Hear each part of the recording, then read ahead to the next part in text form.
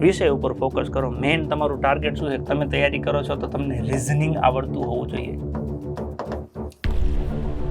નથી આવડતું તો કાંઈ વાંધો નથી. રિઝનિંગના અલગ અલગ 45 જેટલા ટોપિક છે. એક એક ટોપિક શાંતિથી સમજતા જાઓ, શીખતા જાઓ, તૈયાર કરતા જાઓ.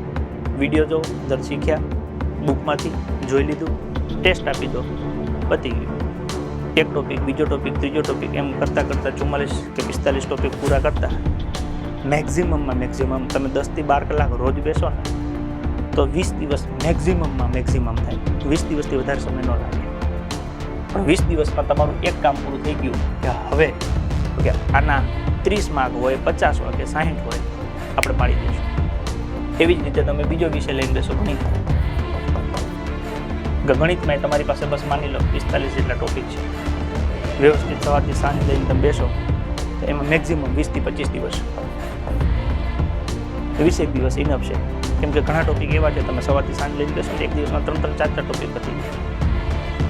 તો એ મેક્ઝિમમ 20 દિવસ તમે ગણિતને આપો તો એ તમારું બીજું 30 માર્ક્સનું, 50 માર્ક્સનું, 60 માર્ક્સનું પતી ગયું. માની લો કે કોઈ પોલીસ કોન્સ્ટેબલની તૈયારી કરે છે કે તો આ કેટલા માર્ક્સનું છે? 30નું. આ કેટલાનું છે? 30નું. કોઈ પીએસઆઈની તૈયારી કરે છે તો આ કેટલાનું છે? 50નું. આ કેટલાનું છે? 50નું. કોઈ સીસીની તૈયારી કરે છે તો આ કેટલાનું છે? 60નું. આ કેટલાનું છે? 30નું. પતી.